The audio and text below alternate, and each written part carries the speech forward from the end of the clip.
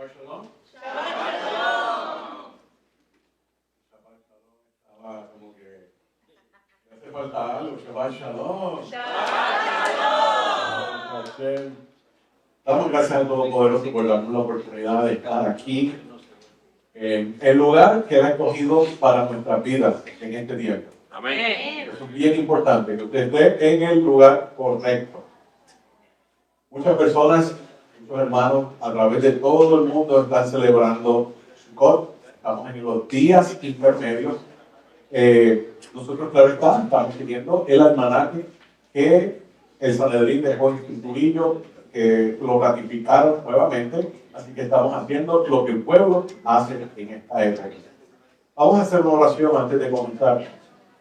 Padre de Abraham, de Isaac, de Jacob, Elohim del cielo y de la tierra, Elohim de Israel. Nosotros bendecimos tu caroso nombre, Padre amado. Y te damos gracias, Padre, por este momento, por este tiempo. Abba, queremos que seas tú el que hables a nuestras almas, que hables a nuestros corazones. Rey Kadosh, que traigas el entendimiento, para honor de tu caroso nombre y para que tu pueblo se edifique, mi Rey. Todo esto lo presentamos y lo colocamos ante tus pies a través de los méritos de nuestro Santo Maestro y Mesías Yeshua. Amén. Hermanos, hoy estamos, leímos unas porciones especiales. No sé si ustedes estuvieron percatándose de las porciones también de los profetas, tanto del primer día de Sukkot como el que nos tocó en el día de hoy. Y es importante porque vamos a hablar de todas estas cosas en el día de hoy. Como dije, hay muchas personas hoy que están celebrando Sukkot. La gran mayoría está enfocada en la parte alegre del festival. Muchas personas están pasando por alto algunos de los puntos que están envueltos en estos festivales. Y tenemos que nosotros, como buenos estudiantes, examinar todos los puntos. No solamente los bien alegres, porque sí es motivo de estar alegres, pero como no es casualidad, el Eterno sabe lo que está haciendo. Mire solamente hoy, en estos días, esta semana, a el pueblo de Israel. Mire la tierra de Israel. Están celebrando Sukkot, ¿cierto? Pero verdad que también están en la expectativa de que pase algo. Eso es una foto, eso es un retrato de cómo nosotros también debemos estar en este tiempo. En la expectativa, sin bajar la guardia, esperando también. Es necesario que nosotros conozcamos que en Sukkot, sí, Hashem nos ordena en su Torah que levantemos una sukkah. Es parte del mandamiento. Creo que hay un video de hace 2 años atrás o 3 años atrás corriendo por las redes de aquí, donde hablamos de cuáles son los mandamientos de Sukkot. Levantar una sukkah es el mandato para todo Israel. Moverlos o mecer los lulabim y estar básicamente los 7 días morando en la sukkah. Morando en la sukkah significa que usted pase un tiempo, que usted coma allí, que usted vaya a hacer sus oraciones allí, en la sukkah que usted levante. Y si usted no tiene sukkah, pues usted viene aquí a la congregación y usted participa de la sukkah. Así que es importante porque Sukkot no es acampar, Sukkot no es estar en RV, Sukkot no es hacer otras cosas diferentes. Usted puede tener la mejor intención del mundo, pero esto no es lo que dice la Torah. Así que usted tiene que alinearse a lo que se dice la Torah. Esto es bien importante porque al final del día, Hashem va a tomar el manual del fabricante, de él, y va a decir, ok, mi hijo y mi hija, lo hiciste, ok, lo hiciste, no lo hiciste. Oh, pero tú conoces mi corazón. Como ustedes saben, el corazón del hombre es dado a la maldad, tortuoso. Así que ese pretexto delante de el que creó todas las cosas no funciona. Hashem dice, la sukkah, para que experimentes lo que vivieron tus antepasados o el pueblo de Israel en los 40 años en el desierto, para que veas las nubes, para que conozcas lo profético en ese mirar las nubes y todas estas cosas. Así que es importante conocer todos los aspectos de este festival. Y voy a ir saltando aquí un segundito. Esto es ya repasando muchas de las cosas que ustedes ya han escuchado. ¿Cuándo termina Rosh Hashanah?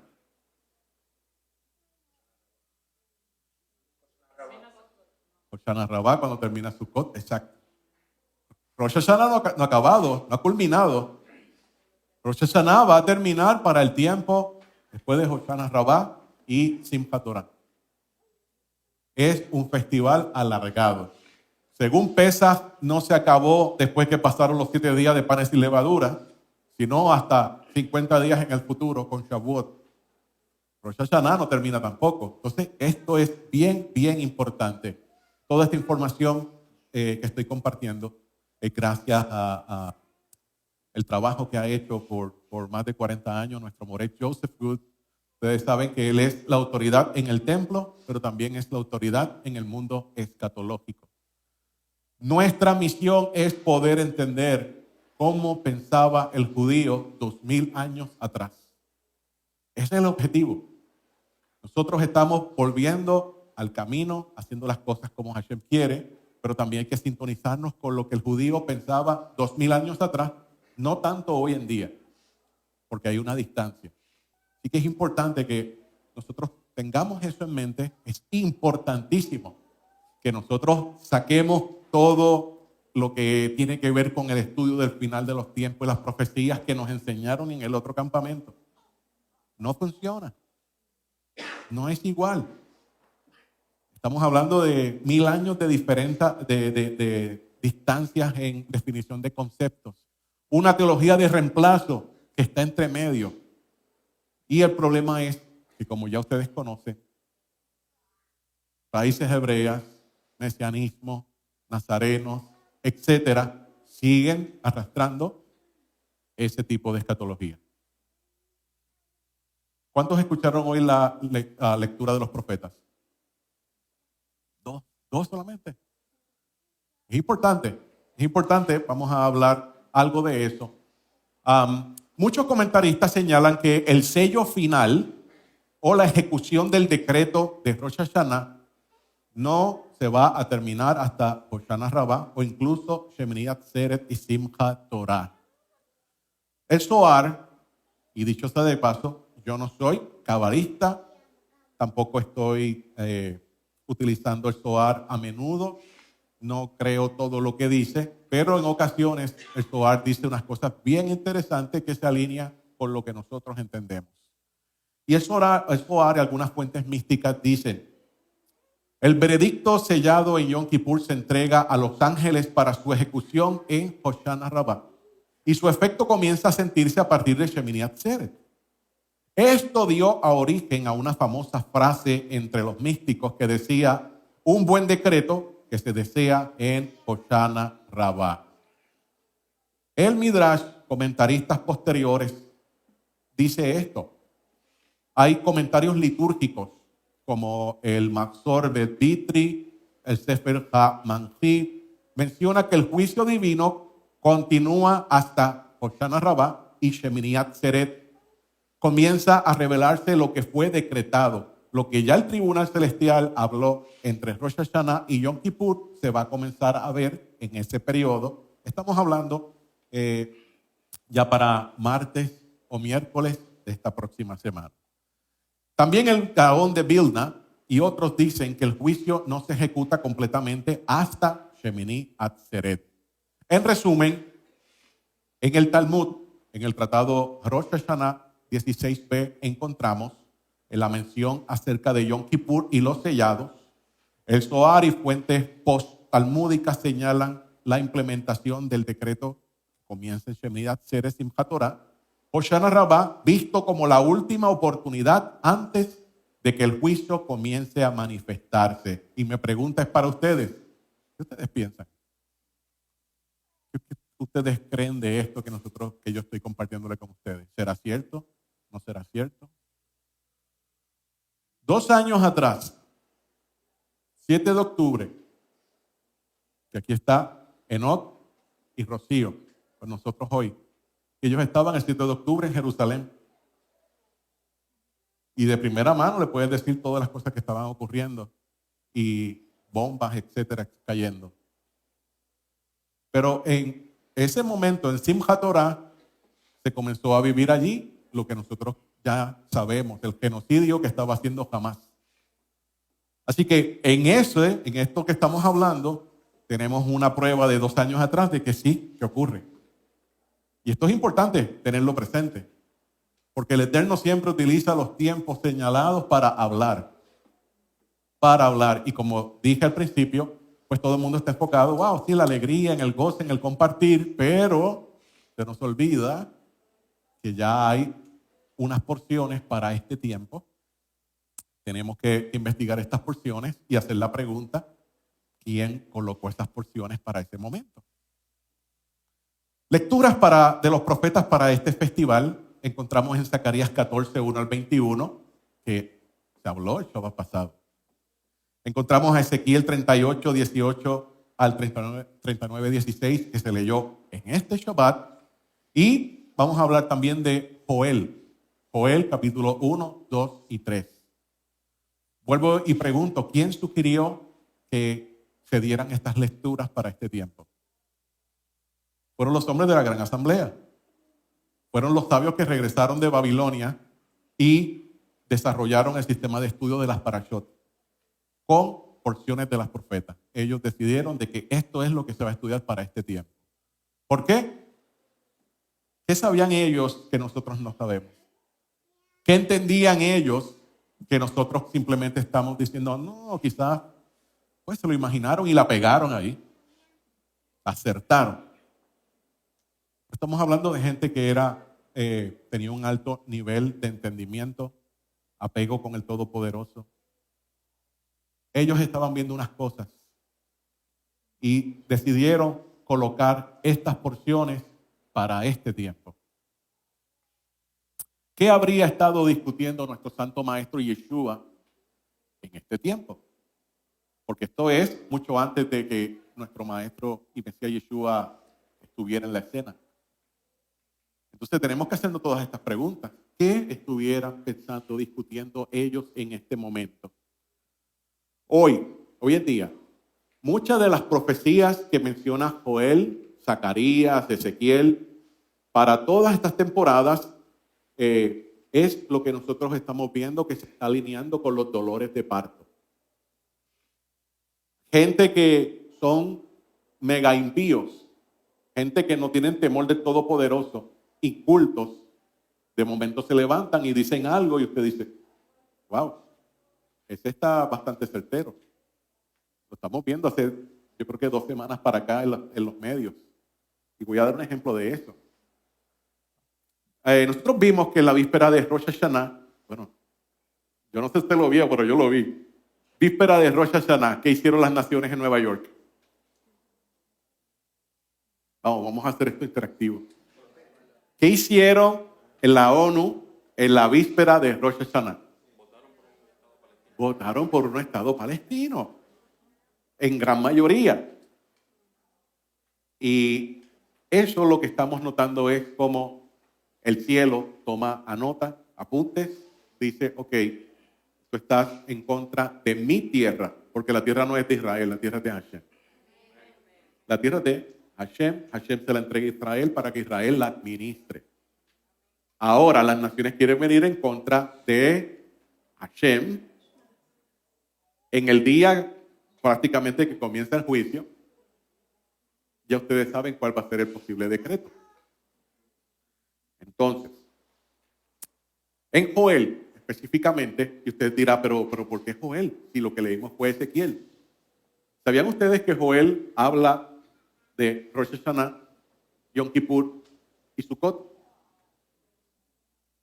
En la versión hebrea son 3 capítulos, de 2 a 3 capítulos, no recuerdo ahora bien. La versión no hebrea, pues tiene un poquito más, tiene uno extra. Y si usted lo lee con calma, con detenimiento, como lo vamos a hacer aquí, ¿sí?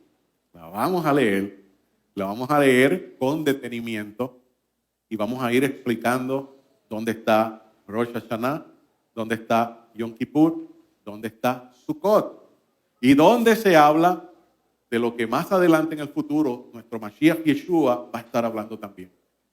Así que es importante porque está ahí. Y es necesario poder entender todas estas cosas. Abajo aparece el texto en hebreo y quiero que usted pueda hacer las conexiones. Por eso lo puse en pantalla. Así que necesito la lectora oficial de Roca Eterna que me ayude en esto.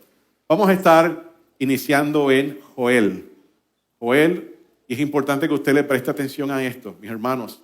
Creo que fue el 2021. Y esto yo siempre lo digo, siempre lo menciono en las clases semanal de escatología. Teníamos a nuestro Morel Joseph Good al frente y él dijo, usted necesita conocer con detenimiento todos estos puntos para que usted pueda entender lo que está pasando en el mundo. Nosotros nos encontramos ahora mismo en una era de gran desinformación. Gran desinformación, lo que presentan todos los medios, no importa que le digan que son medios conservadores o del centro o de izquierda, no, eso es lo que está detrás de la agenda del que está detrás del poder. Así que usted no puede prestarle atención de todo lo que se está presentando.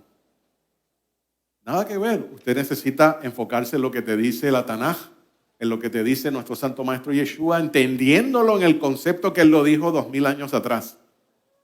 Para que tú sepas dónde tú estás parado, para que tú sepas quién te está tendiendo una trampa.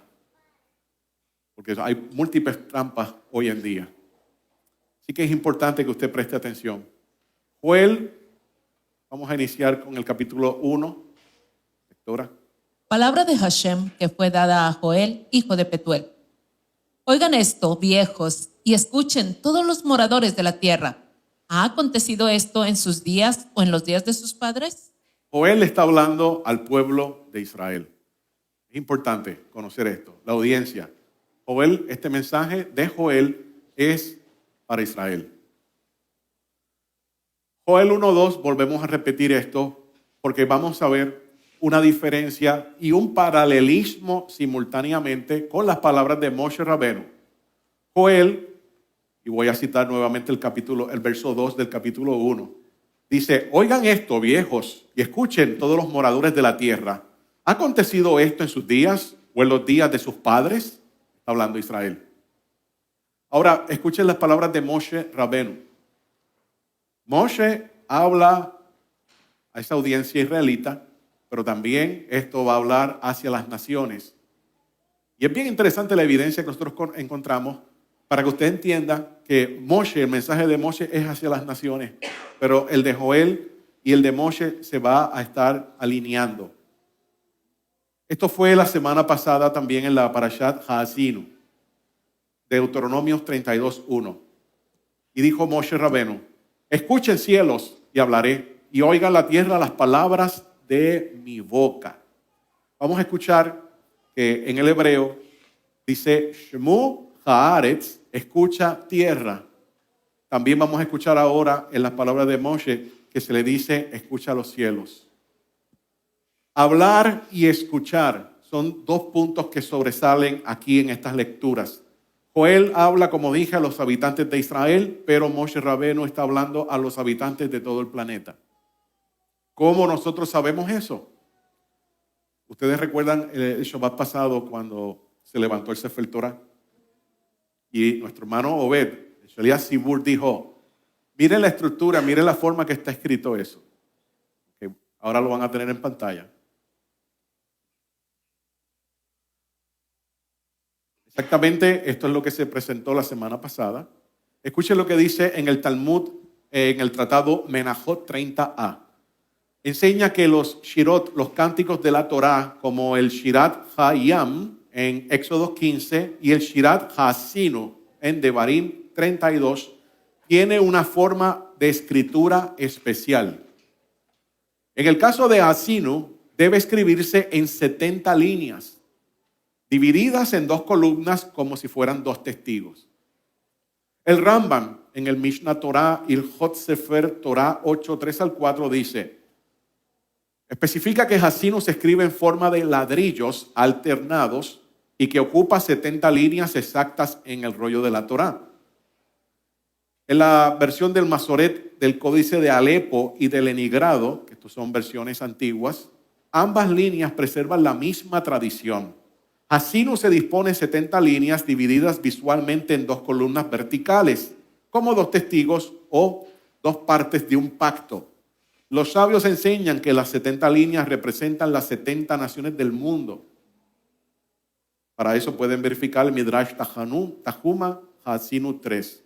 Así que el cántico de Moshe testifica ante todas las naciones y todas las generaciones.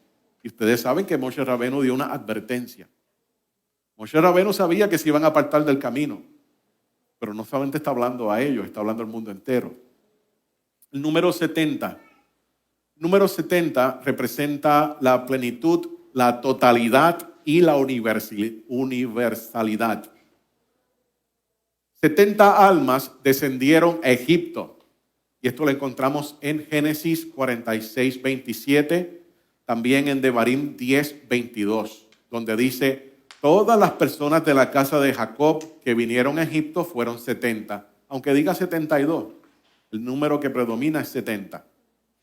Representa la semilla de la nación de Israel, la totalidad del pueblo en su origen. El Midrash, en Bereshit Rabbah 79, 6, enseña que estas 70 almas corresponden espiritualmente a las 70 naciones del mundo, insinuando que Israel es el microcosmo del mundo entero.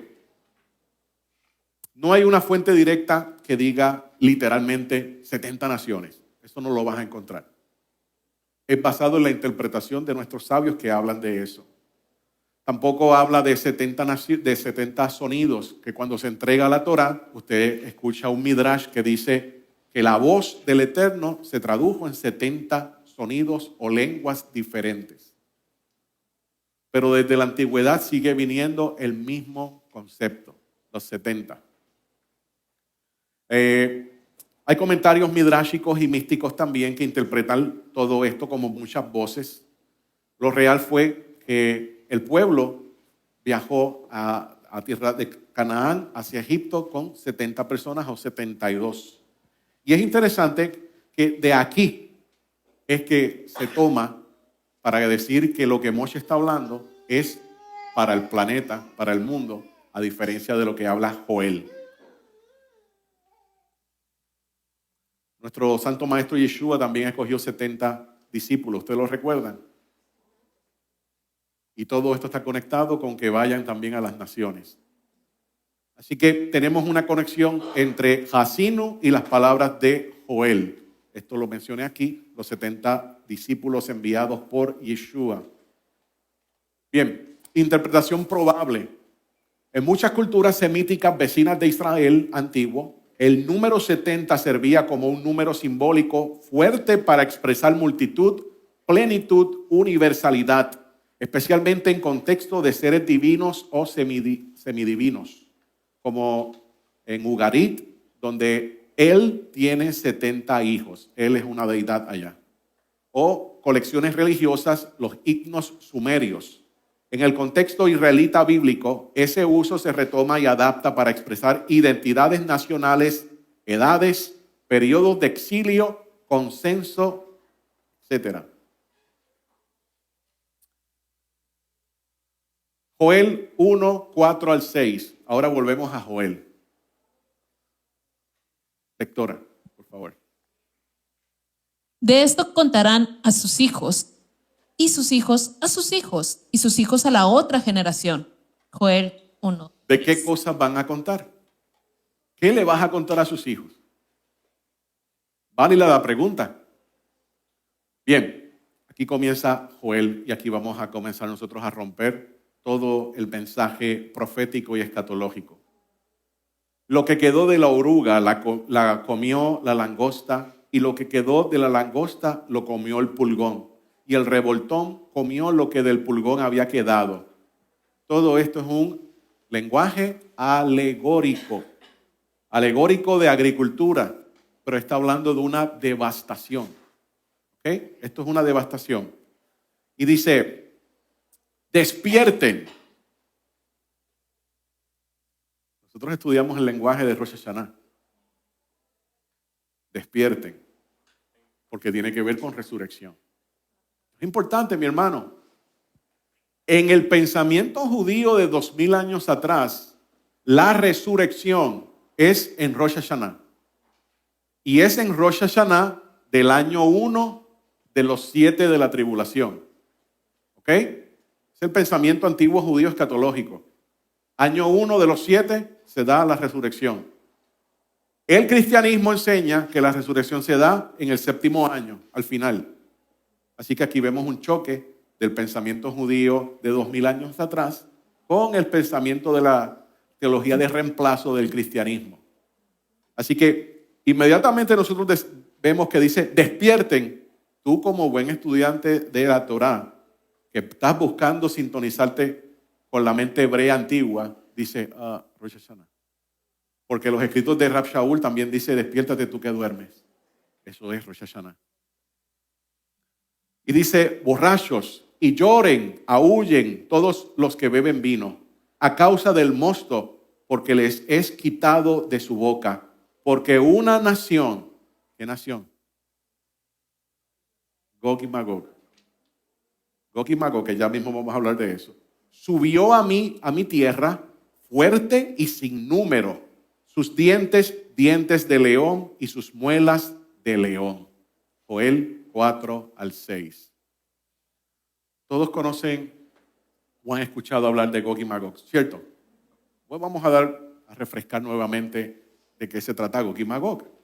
Porque se escucha mucho, Gog y Magog. Gog y Magog, y en la línea escatológica del cristianismo, Gog y Magog es un evento que pasa al principio de los tiempos. Otros dicen, no, es al final de los 7 años. Vamos a ver en la mente hebraica antigua dónde está situado en los 7 años que ambas escatologías, tanto cristiana como judía, el último tiempo son 7 años. Eso no hay variación ahí. Vamos a ubicarlo nosotros y poder entender esto un poco mejor. En la tradición judía, Gog y Magog representa las naciones o una coalición de naciones finales que se levantarán contra Israel y contra el reinado divino en los últimos días antes de la instauración del reino mesiánico. Su origen principal está en la Haftará que nosotros leímos hoy, Ezequiel 38-39, y se desarrolla en literaturas posteriores. Fuentes pseudoepígrafas y talmúdicas. Las fuentes pseudoepígrafas son una colección, es un género literario apocalíptico judío de un poco más de 2000 años atrás hasta 200 años dentro de la era común. Es un género literario. Muchas personas toman estos géneros, estas obras, y creen que eso pasó literalmente como está ahí. Pero no es así. Tampoco el más común y el más famoso, el libro de Enoc. Tampoco fue Enoc el que lo escribió, sino que judíos en la antigüedad tomaron nombres de personas importantes y escribieron cómo ellos estaban viendo los tiempos proféticos y escatológicos. Aunque el libro de Enoc, el profesor Mark Chabalas dice que aunque se escribe 200 años antes de la era común, el lenguaje de ese libro es enoquiano, que significa que es enoquiano, que toda la forma como está construido el primer libro de Enoc responde exactamente y tiene paralelos a literatura antigua mesopotámica. ¿Qué significa esto? Que la historia como se está narrando es veraz y es muy antigua, aunque se haya escrito 200 años antes. Se puso en un libro, pero ustedes saben que toda esta literatura se transmitía de manera oral. Entonces, estas fuentes es importante que usted se familiarice con ellas. En el libro de Ezequiel 38-39, Gog es un príncipe de la tierra de Magog, del extremo norte y símbolo de una fuerza invasora global. Importante que nosotros podamos entender que cuando llega este evento a Israel, si nosotros nos ponemos en la mente la línea del tiempo de los 7 años, esto está ocurriendo a finales del tercer año hacia el cuarto. Para este tiempo, lo que es Gog y Magog tienen una batalla campal contra otra confederación de naciones. Gog y Magog, otro nombre que se le da en la literatura apocalíptica judía, es el Behamot. Es el gran toro que habita en la tierra. Y está peleando contra otra confederación de naciones que se le ilustra como el Leviatán. ¿Ok? En la literatura apocalíptica judía, primera de Enoch 56, los Oracles de Siblin 3:19 al 3:22, Apocalipsis de Abraham 31, Gog y Magog son los pueblos que, inspirados por las fuerzas caóticas, intentan destruir a Jerusalén antes de ser derrotados por la intervención divina. En el Talmud, Sanedrín, Tratado Sanedrín 97b, 97a. Y el Midrash Tehilim 118, el Salmo 118, los presentan como parte de la guerra de Gog y Magog, el último conflicto antes de la revelación del falso Mesías. Bien interesante porque el Salmo 118, cuando lo lees, dice: las naciones me rodearon, las naciones me invadieron. No te dice la nación, dice las naciones. Recuerde que en la mente judía antigua, toda la Tanaj tiene escatología, toda. A diferencia del cristianismo, que solamente utiliza Mateo 24, Primera de Corintios 15, Primera de Tesalonicenses y Apocalipsis, con algunos textos de Daniel, Ezequiel. No, para el judío de la antigüedad, todo, ahí vas a encontrar escatología. Bien, hablando un poco, y esto es para refrescarlo, yo hablé de esto 2 años atrás, creo que en este mismo Shabbat. El Behamot y el Leviatán. En los textos apocalípticos, como Primera de Enoch 60, Baba Batra 74b, el Behamot y el Leviatán son criaturas míticas creadas en el principio. Behamot, criaturas terrestres, representa las fuerzas materiales y terrenales. Leviatán, criatura marina, simboliza las fuerzas caóticas espirituales o marítimas, simboliza al falso Mesías también y también a la muerte. En el Midrash, Baba Batra 74b, 75a, ambos se enfrentan en los tiempos mesiánicos y su destrucción marcará el fin del caos cósmico. Ustedes recuerdan en el otro campamento que se presentan 2 grandes ejércitos chocando al final de los tiempos en la guerra de Armagedón. ¿Recuerdan eso, verdad? Ok, ahí tienes una muestra de esto, aunque no está realmente preciso. Armagedón no es la última batalla final ni nada por el estilo como enseñaron en el otro campamento. Armagedón simplemente es una guerra que abre un sinnúmero de guerras en el año número 6, pero no es la guerra final. Hay que ir removiendo todo el material que se adquirió allá, que realmente está bien distante. ¿Qué más es Gog y Magog? Bueno, tiene 3 diferentes entendimientos. Gog y Magog hoy, sabemos que es Ezequiel 38 al 39, pero Gog y Magog también es una organización que ya está maquinando cómo destruir y apoderarse de Israel. Gog y Magog también se le dice a Amalek. Cada vez que a nuestro pueblo es amenazado, como por ejemplo con los Hamas, comienzan los rabinos a decir: oh, eso es Gog y Magog, porque hay una amenaza de destrucción para Israel. Amalek puede verse en diferentes aplicaciones como Edom. Ustedes saben ya quién es Edom, ¿cierto? Edom, o el otro nombre para Esaú. Edom, el rojo. Pero Edom, su semilla se movió hacia el sur de Israel, lo que es Jordania y allá abajo, y también se le llamó Kitim. Y Kitim, los de Kitim se convirtieron en grandes mercenarios.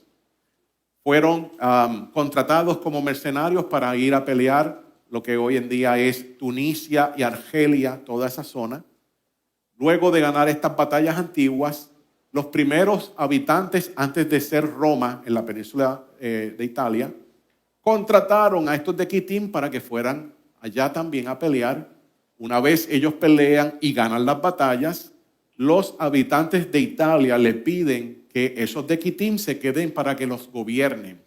Y ahí es donde se mezcla la semilla de Edom con la semilla de los romanos. Por eso es que en la literatura rabínica, los rabinos te dicen, es que Roma es Edom. ¿De dónde ellos sacaron ese pensamiento? De todas estas historias antiguas. El Islam también es visto como Gog y Magog. Así que tenemos muchas, esto es como un abanico que se abre, muchas aplicaciones para Gog y Magog. ¿Están pasando bien, hermano? Sí, sí, relájense. Se ven tensos. Es Shabbat. Es Shabbat. Bien, Gog y Magog entrarán también en guerras con el falso Mesías. Recuerde esto, téngalo bien claro. El falso Mesías no es parte de Gog y Magog. El falso Mesías tiene su propia confederación de naciones. Y esa es la que nosotros mencionamos ya como el Leviatán.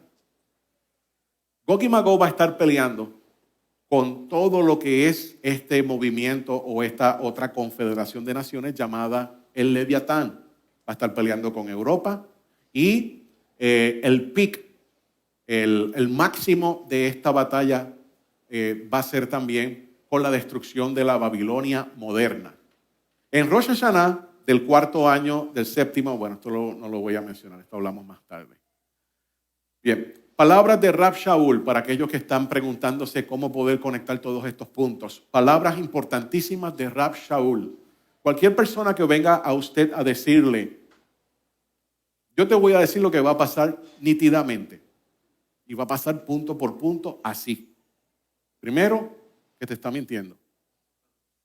Segundo, escuchen las palabras de Rab Shaul. Primera de Corintios 13:12.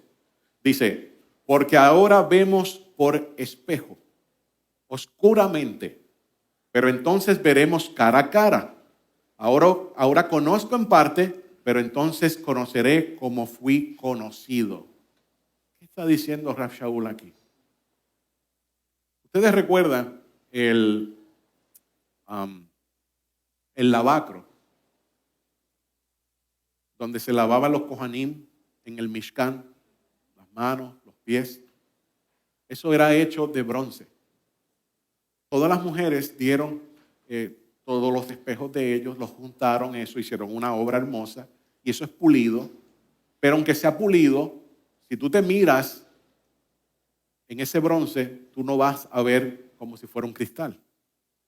Tú vas a ver una aproximación, pero la forma de la cara no la ves. Igual no puedes ver los colores ni nada por el estilo.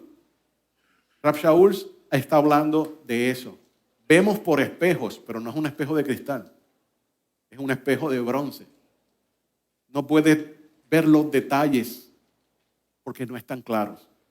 Así que nadie te puede decir, esto ocurrirá así. No, tenemos una aproximación de cómo van a ser las cosas. Contexto histórico también de lo que Rab Shaul está hablando con los corintios. En el mundo antiguo, especialmente en Corinto, porque era famosa por su metalistería, los espejos eran de bronce pulido, no de vidrio. Por eso la imagen de ver por espejo implica una visión borrosa o indirecta, una metáfora para la imitación humana. También recuerde siempre las palabras de Hashem a Moshe y a Miriam y a su hermano Aarón. ¿Recuerdan cuando Aarón y Miriam hicieron la Shon Hará y hablaron mal en contra de Moshe? Llamó a capítulo a ellos dos y le dijo, con mi siervo Moshe yo hablo cara a cara. Con nadie más en el mundo yo hablo así. Yo hablo con todos los demás con metáforas, con enigmas, pero no claramente. Todo lo que usted escuche por ahí en las redes sociales, pseudoprofetas, diciendo, el Eterno me dijo, y esto va a ocurrir así, así, asado. No es lo que dice la Torah. La Torah dice que solamente con Moshe hablaba así. Y con todo el mundo, el Eterno no cambia, ¿cierto? Así que hoy en día sigue hablando de la misma forma. Enigmas, sueños, pero en sueños tampoco son claros. Visiones, todo enigmático.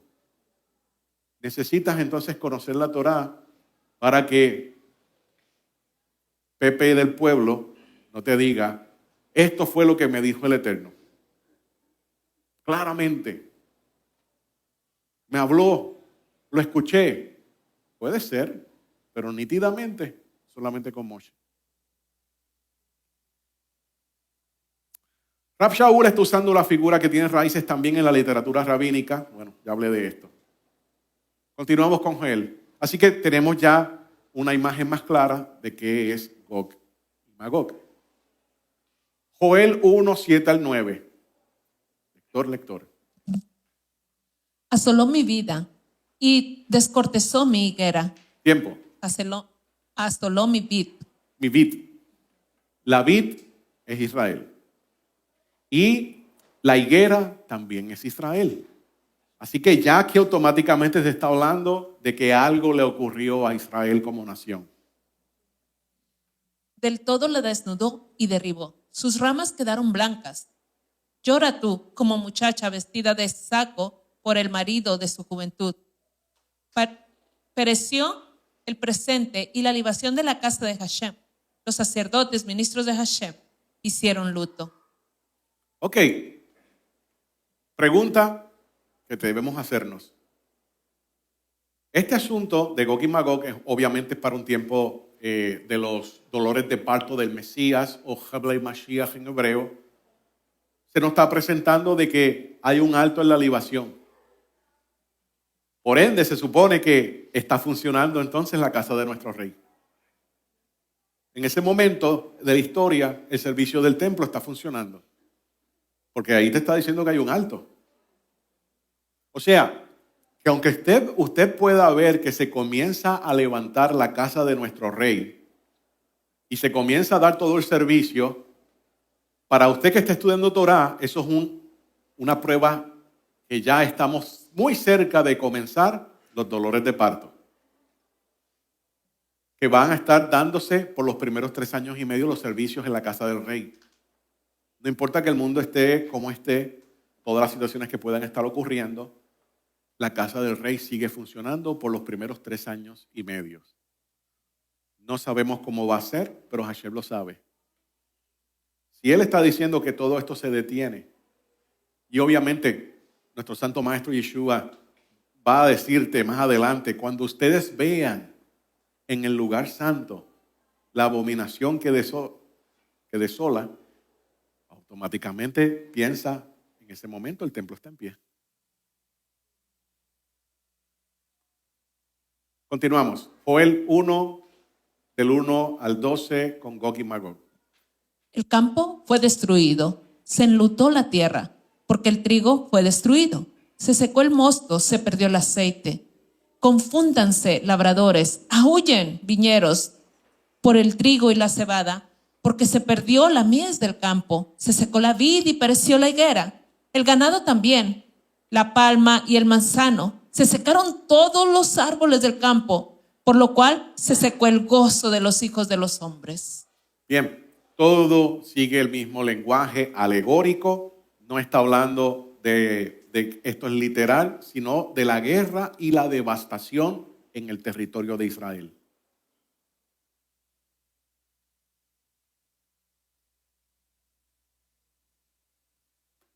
Ahora sí, proseguimos.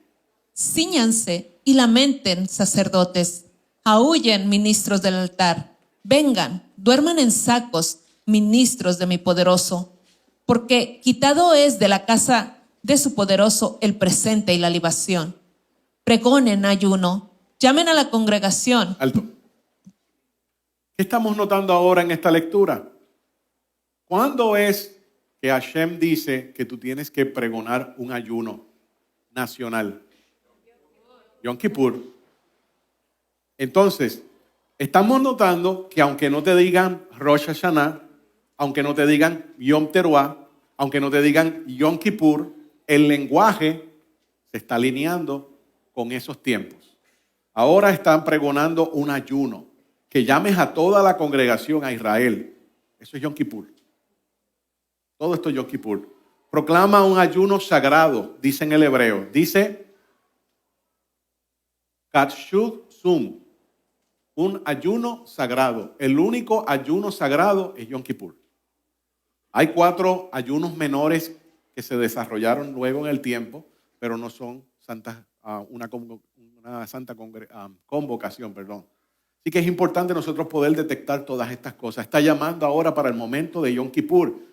Si está llamando para el momento de Yom Kippur, ¿cuántos días van desde Rosh Hashanah a Yom Kippur? O sea, que nosotros vamos a ver esa invasión hacia el territorio de Israel en Rosh Hashanah, avanzando por 10 días hasta este momento que es Yom Kippur. Y el pueblo está en shock. El pueblo está en shock porque ustedes conocen, ustedes ven las noticias, las cosas maravillosas que hace las fuerzas de defensa de Israel. Cómo se mueve, cómo se ejecutan, la gente se queda en shock. Nada de eso en ese momento va a funcionar. Y yo no quiero que eso pase. Y nosotros en el Shacharit oramos siempre por el ejército de Israel. Pero a este momento de la historia, ese ejército no va a funcionar.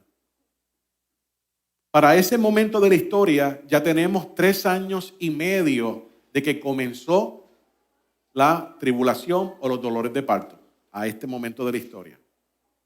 La tribulación o los dolores de parto inició con la destrucción de la Gran Babilonia para el tiempo de los 10 días, que ya mismo hablo de eso. Es importante entender qué es lo que está ocurriendo, porque para este tiempo también ya tienen 3 años y medio los 2 testigos hablando en Israel, educando a las personas, llamándole la atención a la gente. La gente está al tanto que está ocurriendo algo que es real. Están conociendo lo que es la Torá ahora de una manera totalmente diferente porque los 2 testigos están haciendo su trabajo efectivamente. Entonces, cuando nosotros leemos todo esto, tenemos que comenzar a unir todos los puntos de que esto es a los 3 años y medio, casi ya el 4, y todas estas cosas ya han acontecido en el mundo. ¿Ok? ¿Están conmigo? Entonces, dice: congregad a los ancianos y todos los moradores de la tierra en la casa de Hashem, su poderoso, y clamen a Hashem. Estamos hablando del Santo Templo. Ay del día, porque cercano está el día de Hashem. ¿Cuándo es el día de Hashem? Es un nombre para Rosh Hashanah y también Yom Kippur. Todos esos 10 días. Y vendrá como destrucción por el Todopoderoso. Joel 1:13. Todo esto que nosotros estamos leyendo con entendimiento ahora, un momento que es necesario porque la nación de Israel, en la tierra de Israel, debe poner su confianza plenamente en Hashem, no en el ejército, no en la milicia. Miren, cuando en la guerra de los 6 días, en el 1967, en ese momento Israel no tenía aviación americana. Los aviones eran franceses. Las municiones venían de Europa. Israel se vio corto en aviones. Después de eso cambió para la década de los 70 con aviación americana. Y también se vio corto en ciertos aspectos de armas y comenzaron a hacer armas. Comenzaron los tanques de combate, los Merkabah, que son algo, wow, la tecnología de ellos es increíble. Y le pusieron Merkabah, que son las carrozas del Eterno. ¿Qué ocurre? Siguieron modificándose, yo creo que ya están por Merkabah 3. Ahora mismo, en la guerra que han tenido, se dan cuenta que ellos necesitan hacer sus propias bombas y no depender de Estados Unidos. Ya está en plan trabajando para que ellos comiencen esa industria. Pero Israel tiene que quitar toda su confianza en el armamento. El budget de Israel, de la nación anual, es bien grande en lo que es defensa. Por los vecinos, buena gente que hay allí. Entonces, es importante que todos ellos pongan su confianza en Hashem. Porque Hashem se le va a revelar al pueblo como: yo soy la solución. Ya no cuentes con Estados Unidos, no te puede ayudar. No cuentes con Europa, no te puede ayudar. Nadie te puede ayudar. Por eso es que estamos leyendo aquí que se van a reunir en el templo y van a clamar a Hashem. El famoso clamor. Y Hashem va a escuchar. Hashem va a escuchar. Esto es terminando los 3 años y medio hacia el 4. Ay del día, porque cercano está el día de Hashem. Y vendrá como destrucción por todo el poderoso. Ellos van a seguir, ese ejército va a seguir avanzando, va a seguir entrando en la tierra, va a seguir derrotando a las fuerzas de defensa de Israel. Lector. ¿No es quitado el mantenimiento de delante de nuestros ojos? La alegría y el placer de la casa de nuestro poderoso. El grano se pudrió debajo de sus terrones. Los abastos fueron asolados, los alfolíes destruidos, porque se secó el trigo. Cuánto gimieron las bestias, cuán turbados anduvieron los hatos de bueyes, porque no tuvieron pastos. También fueron asolados los rebaños de ovejas.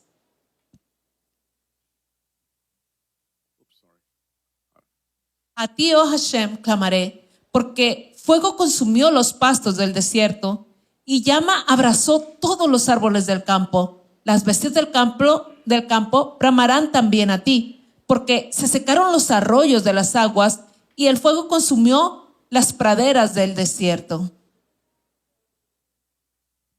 Ok, este es el final del capítulo 1 y ahora vamos entrando en el capítulo 2 y volvemos a hablar de Rosh Hashanah.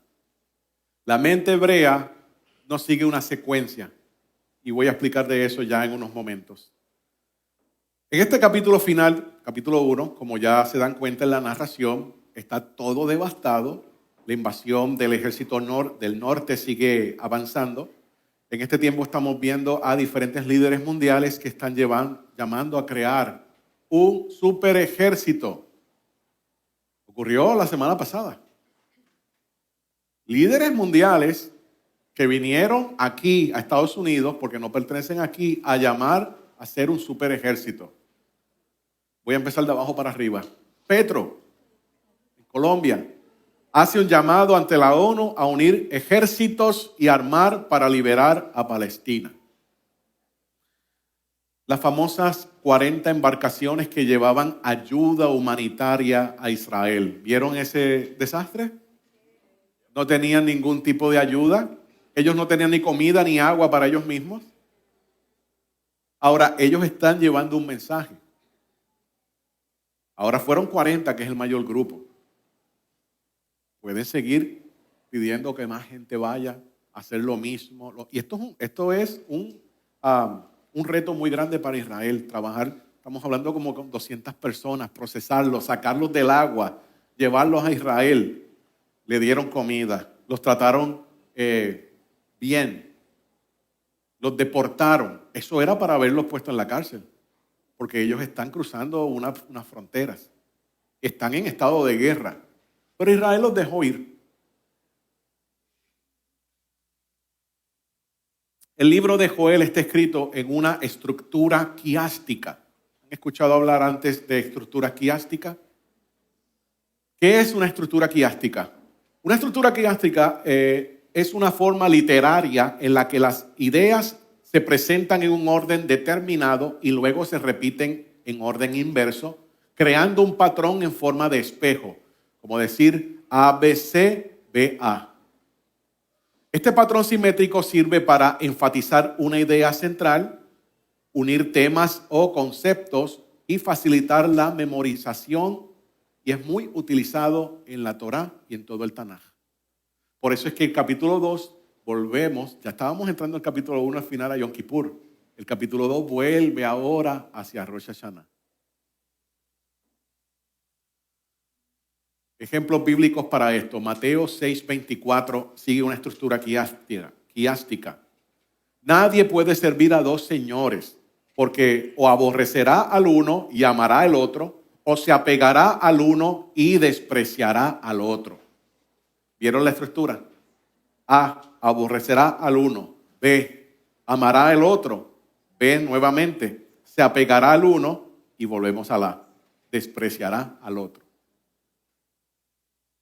En Joel, capítulo 1 comienza narrando una devastación, habla de lo que causa estas devastaciones, el ayuno santo, la convocación, el Yom Kippur, pero no te enteras claramente que ya aconteció el día de Hashem o Rosh Hashanah hasta que llegas al capítulo 2. En el capítulo 2 comienza con los famosos Yamim Noraim, que vamos a hablar de qué se trata los Yamim Noraim o los días de asombro, los días terribles. Luego llega Yom Kippur y termina en Sukkot. La llegada del Mashiach, toda esta noticia. Recuerde que esto va a ir paulatinamente transformando el corazón de Israel en ese momento. Una cosa es que ellos reconozcan quién es el Mashiach, que reconozcan que Hashem existe, pero otra cosa es que se materialice el Mashiach. Como nosotros. Nosotros hemos reconocido que Hashem existe, que Hashem es uno y que el Mashiach es Yeshua. Pero el Mashiach no está aquí. De la misma forma va a ocurrir esto con el pueblo de Israel. Ellos van a reconocer que Hashem es real, que el Mashiach ya vino, pero todavía no va a llegar. Pero hay una transformación en ese momento. Lo que tienen al frente es una tabla desde Tishri 1, que es Rosh Hashanah. Luego tienes los 10 días de asombro, los Yamim Noraim, los días terribles. Tienes a Yom Kippur en el 10º día y luego comienzas unos 4 días más tarde, a 5, Sukkot. Importante que usted tenga siempre presente esto. ¿Por qué? Porque cada Rosh Hashanah usted tiene que tener los ojos bien abiertos. En todos los años. Cada Yom Kippur tiene que seguir con los ojos muy abiertos. Y para el final de Sukkot tienes que esperar el resultado de lo que vivimos en Rosh Hashanah. Todos los años es igual. Todos los años y no cambia. Es un patrón que el Eterno estableció. Cuando lleguen los 7 años finales, cada uno de estos Rosh Hashanah, usted tiene que estar siempre en la expectativa. Porque algo grande va a ocurrir en el mundo. Pasó a Yom Kippur, prepárese, Rosh Hashanah, Sukkot al final, vea el resultado. Todos los años se va incrementando, todos los años, todos los años, todos los años. El Leviatán y el falso Mesías. Una vez que sea destruido el ejército de Gog y Magog, cuando vaya intentando llegar a Jerusalén, que es el centro de Israel, se destruye todo ese ejército. Milagrosamente lo destruye Hashem. Tenga en perspectiva esto. A ese momento de la historia, que estamos entrando del 3er al 4.º año, no está Estados Unidos que pueda ayudar a Israel. Europa lleva 3 años y medio peleando con el Leviatán y no lo ha podido vencer. Perdón, con Gog y Magog. No lo ha podido vencer. Ahora entra esta supercoalición, los rusos, los chinos, los coreanos y sabemos que otras naciones están allí.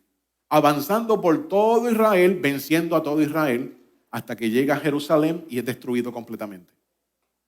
Todo el mundo, recuerde que la nación, al ver, si hemos visto en los últimos 2 años, ¿qué ha ocurrido con la nación con la muerte de soldados y rehenes? Imagínense ahora la nación de Israel viendo cómo su ejército se destruye. Están en los atrios del templo, están clamando por Todopoderoso y de momento en Yom Kippur ven toda esta liberación. No hay ya ejércitos. Desaparece todo el ejército de los malos. ¿Qué ocurre en ese momento? La nación de Israel reconoce que Hashem es real. Ya no es un grupo pequeño religioso. Ahora toda la nación como colectivo, como ocurrió en el monte Sinaí, todo el mundo experimenta una transformación sobrenatural. Hashem es real. Recuerda el trabajo de los 2 testigos, todavía están vivos en ese momento. Hashem es real y muchos comienzan a reconocer que el Mashiach ya vino. Muchos. Así que hay un gozo. Y ese gozo lo vamos a leer porque está en Sukkot. Hay un gozo porque reconocen que Hashem es real. Hashem nos liberó. Mashiach existe. Mashiach ya vino. ¿Qué ocurre ahora mientras se está dando todo esto? Los que prestaron atención hoy a la lectura de Gog y Magog, ¿cuántos meses está recogiendo Israel todos los escombros de este ejército? Lo decía al final de la lectura. Y estuvieron 7 meses. 7 meses recogiendo todo y limpiando todo. Si esto ocurre en Tishri, en el mes que estamos ahora mismo, ¿cuánto es 7 meses en el futuro? Pesaj, Nisan. Ellos van a estar todos estos meses hasta Nisan recogiendo y limpiando. En ese periodo, no los 7 meses, pero por lo menos unos 6 meses, el falso Mesías, con el ejército que le queda de Europa, cuando ve que el ejército grande de Gog y Magog fue destruido, pero recuerde, todavía queda la sede de Gog y Magog. Y en la sede también hay ejércitos. Entonces, emprende una gran batalla e invasión hacia la sede de Gog y Magog y los destruye, los vence, se tarda unos meses. Pero aquí es que el falso Mesías entonces regresa, viene a Israel para el tiempo de Pesaj, específicamente. Va a llegar un mes antes aproximadamente y usted me va a decir, ¿y cómo tú lo sabes? Vea los estudios de escatología. Y va a comenzar a achacarse todo el poder y la victoria que fue por él. Él lo hizo. Recuerde que una característica del falso Mesías es la arrogancia y ser vanidoso. Lo hice yo, no lo hizo nadie más. ¿Cómo yo sé esto? Estudié a Absalom, el hijo de David. Absalom, padre de paz, es lo que significa. Ese es un retrato del falso Mesías. ¿Cómo era Absalom? ¿Qué hacía Absalom? Se presentaba al frente del palacio de David, se quedaba afuera, veía personas que venían. ¿Por qué vienes aquí? Oh, tengo un problema. Si yo fuera el rey, yo lo hubiera hecho. Hubiera hecho esto y te hubiera ayudado, lo hubiera hecho mejor.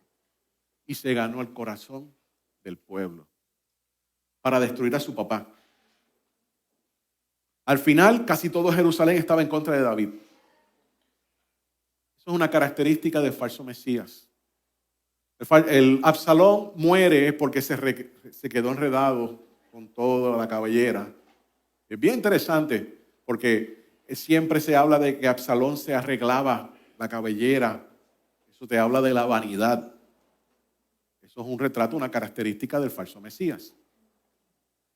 Esa cabellera se quedó enredado, se quedó suspendido en unas ramas de un árbol.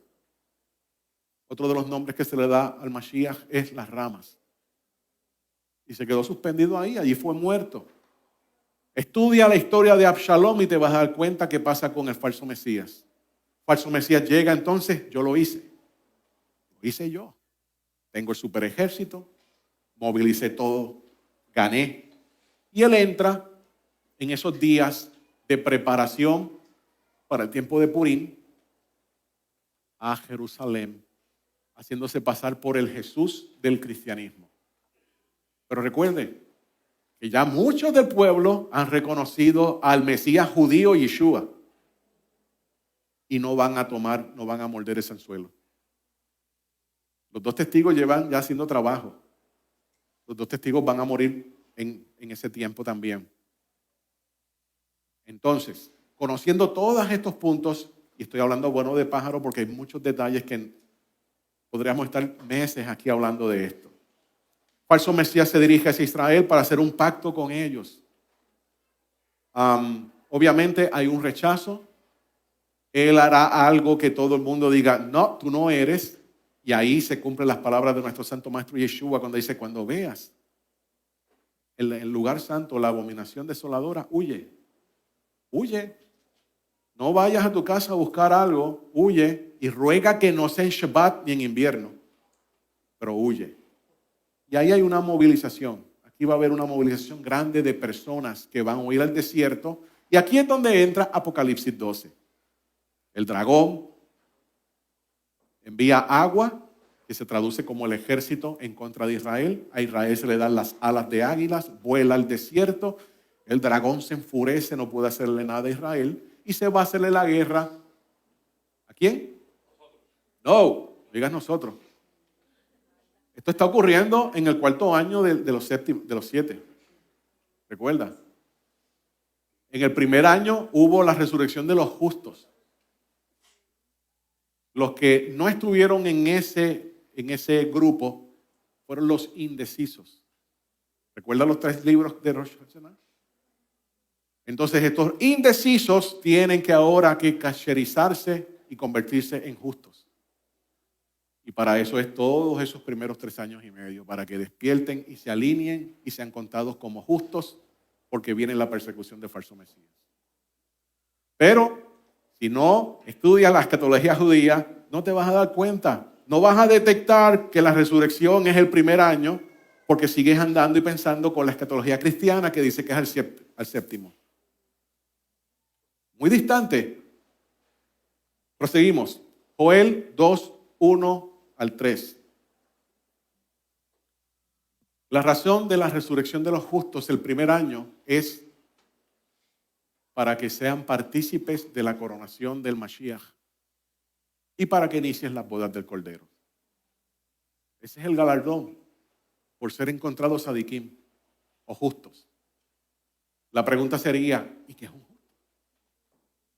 Una persona que guarda Torah, una persona que guarda, obviamente se está guardando la Torah, guarda Shabbat y está siguiendo todo lo que Hashem te dice. Y no importa qué, no importa que te critiquen, no importa que te señalen, no importa que te digan lo que digan, tú estás enfocado en seguir a Hashem. Eso es una persona justa, que hace la justicia del Todopoderoso y todo lo que envuelve ser esa justicia. Ahora, los que están indecisos, que todavía un día se sienten observantes de Torah y el otro día no se sienten, esos son los que son encontrados indecisos. Están en el libro que se llama a sí mismo los Benonim, los indecisos. Ok, Hashem, como es justo, también le va a dar una oportunidad a ellos. Pero para esa oportunidad tienen que pasar otro periodo. Joel 2, 1 al 3. Lector. Toquen el shofar en Sión y pregonen en mi santo monte. Tiemblen todos los moradores de la tierra, porque viene el día de Hashem. Alto. Toquen el shofar en Sion. Eso es Rosh Hashanah. Porque viene Yom Hashem, el día de Hashem, el día del trono, el día del nublado, el día del juicio, el día y la hora que nadie sabe. Todo es el mismo día. Porque está cercano día de tinieblas y de oscuridad, día de nube y día de sombra, que sobre los montes se derrame como el alba, un pueblo grande y fuerte. Nunca desde el siglo fue semejante, ni después de él será jamás en años de generación en generación. Alto. Está describiendo el gran ejército de Gog y Magog. Eso es lo que está describiendo aquí en estas primeras oraciones. Un pueblo que nunca se ha visto. El día del nublado, el día que comienza la invasión. ¿Cuándo Hashem te está diciendo que comienza la invasión? En Rosh Hashanah. ¿Cuándo se va a acabar? Lo vimos al final del capítulo 1, en Yom Kippur. Delante de él consumirá fuego y tras él abrazará llama. Como el huerto de Edén será la tierra delante de él y detrás de él como desierto asolado. Ni tampoco habrá quien de él escape.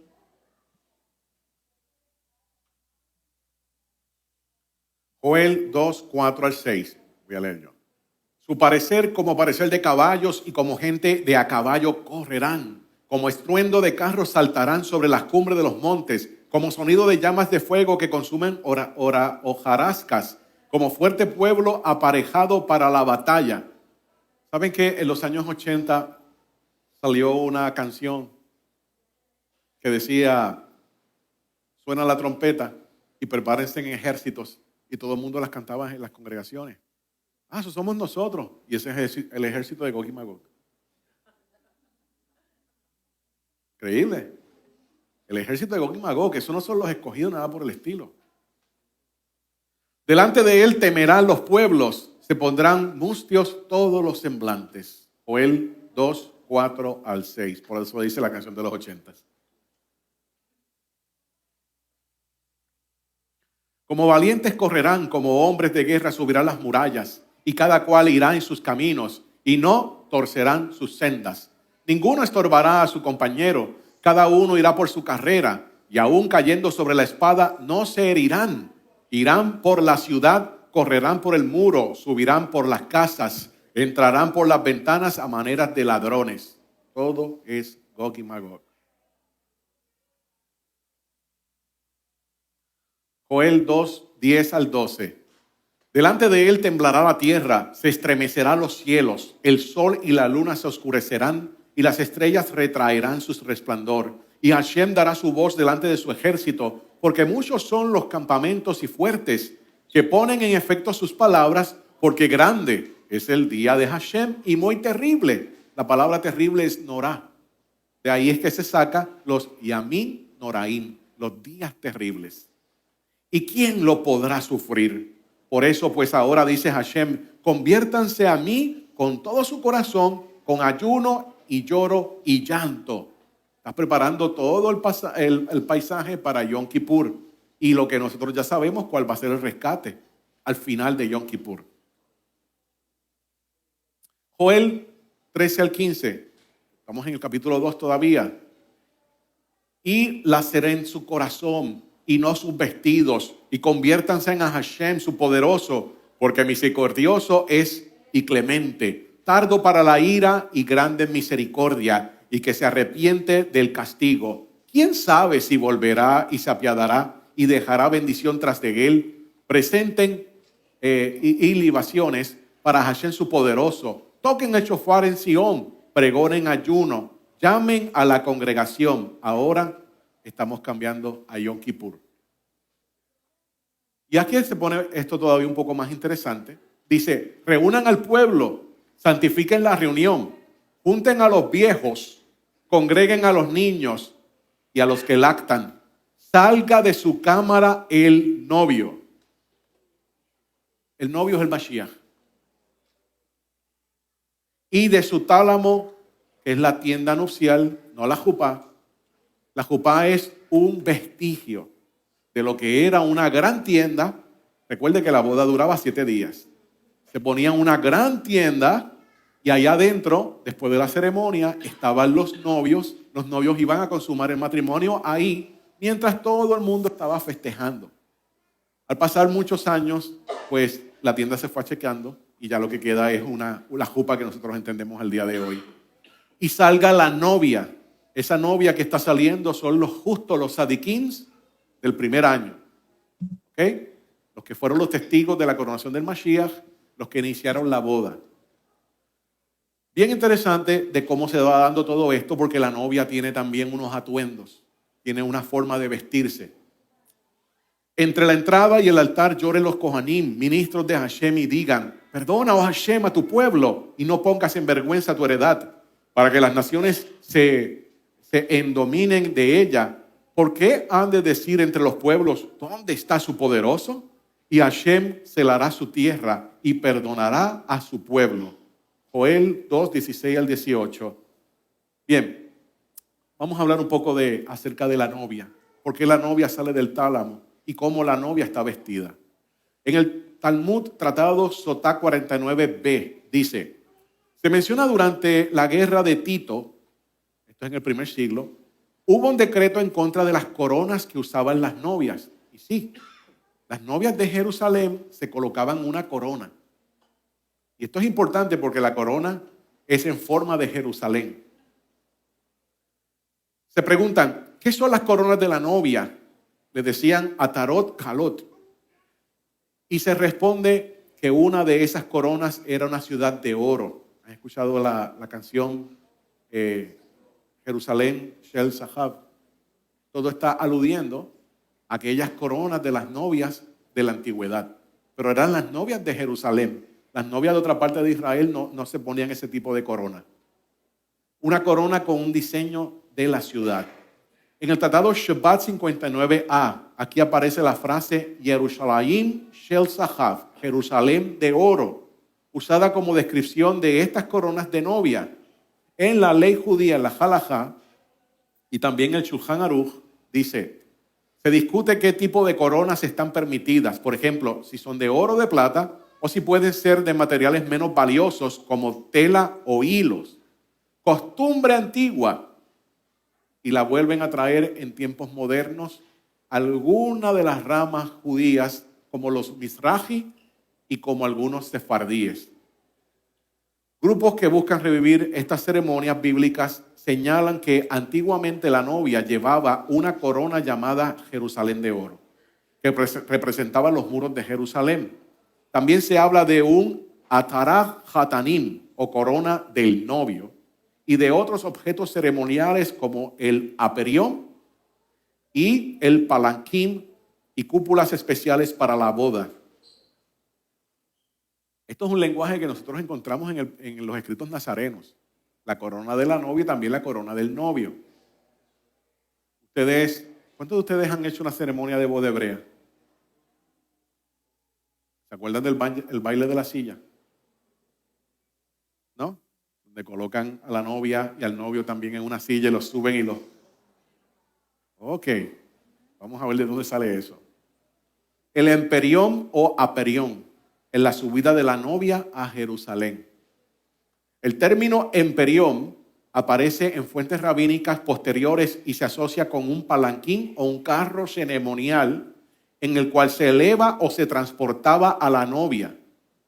El Midrash Rabbah, Shir Hashirim 3:11 comenta, salid hijas de Sión y contemplad al rey Salomón con la corona con la que le coronó su madre el día de su boda.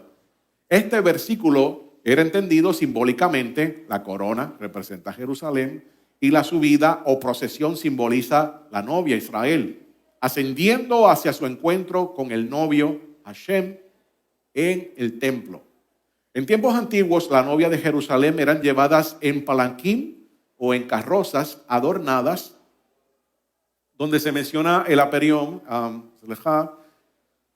toda esta estructura se llevaba a ella. Recuerda los cuentos de hadas, que aparecen las princesas y llevan una carroza y ahí va la princesa. Eso ocurría en la antigüedad en Jerusalén. Quiero presentarles, saltar esto un segundito. Aquí tiene a los Mizrahi. Estas son las coronas que utilizan las novias judías yemenitas y algunas sefardíes. Y toda esa corona tan elaborada es haciendo alusión a Jerusalén antigua. Interesante, todavía sobreviven estas tradiciones, pero si no conoces la tradición, te vas a preguntar, ¿y por qué se ponen eso? Está aludiendo a Jerusalén. Eso era para decir un wow.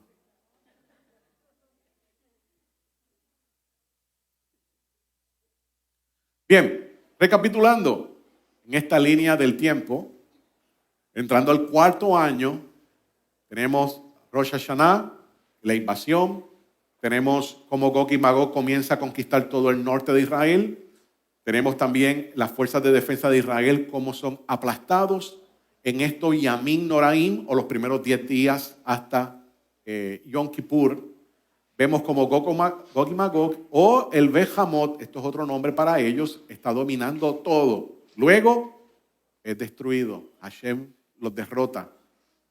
Israel se transforma, Israel cambia hacia Hashem, volteándose totalmente, poniendo su confianza en Hashem. Ahora, esos 10 días famosos, Yamim Noraim, los días terribles, que siempre tenemos que tener en consideración. Y después de esta gran derrota, vamos a entrar en lo que es el Sukkot. Y esto lo encontramos en Joel 2, 19 al 21. Lector. Y responderá Hashem y dirá a su pueblo: He aquí yo les envío pan y mosto y aceite, y serán saciados de ellos, y nunca más los pondré en vergüenza entre las naciones. Y haré alejar de ustedes al del norte, y lo echaré en tierra seca y desierta.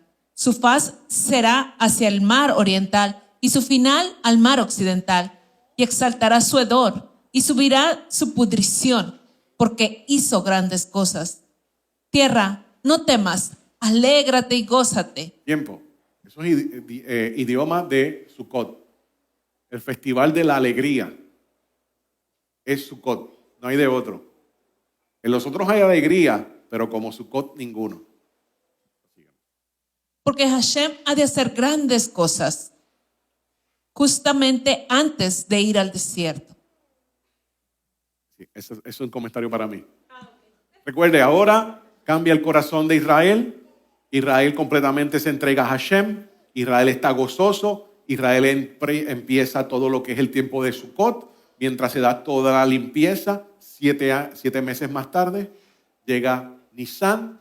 Y es en el tiempo de Nisan que vamos a ver cómo el falso Mesías va a hacer estragos en Israel. Él mismo va a hacer cosas, va a cruzar por lugares que él no puede estar, va a quererse ver como si fuera Hashem y el pueblo lo va a rechazar. Ustedes escucharon muchas veces en el otro campamento, los judíos lo van a aceptar. Fake news. Eso es en la escatología cristiana que se dice eso. El judío no va a aceptarlo porque el judío ya pasó una transformación, porque el judío ya ha reconocido. Por 3 años y medio has estado escuchando a los 2 testigos una y otra vez. ¿Qué está pasando? Ellos están dándole updates constantemente al pueblo de Israel. Así que Israel va a creer que es el Mashiach. No. El falso Mesías va a creer que él va a poder hacerse pasar por el Mesías del cristianismo. Él va a tratar de imitar cómo se presentó al Jesús del cristianismo, pero ya el pueblo está claro. Conoce quién fue el Mashiach. Va a rechazar a este. Pero como la prepotencia, la arrogancia del falso Mesías no lo va a dejar quieto, él va a querer seguir hacia adelante y él va a profanar el santo templo. Va a levantar. La posición de nuestro maestro Joseph Wood es que va a colocar 2 imágenes en diferentes lugares en el Beit HaMikdash. Esa es su opinión. Ya hay un precedente de esto para el tiempo de Antíoco Epífanes. Así que muchas cosas están ocurriendo ahí. De aquí Israel va al desierto. Todos los primeros 3 años son concentrados en Israel. ¿Ustedes recuerdan la boda o el ministerio de nuestro Santo Maestro Yeshua? 3 años y medio en Israel. Después de eso se va a todas las naciones. El mismo patrón sigue en esta última historia de los últimos tiempos. Los primeros 3 años y medio están concentrados en Israel. Ahora se expande al mundo entero con el sistema de ese falso Mesías, con lo que queda de mundo, ahora persiguiendo a los que guardan Torah y reconocen que Yeshua es el Mashiach.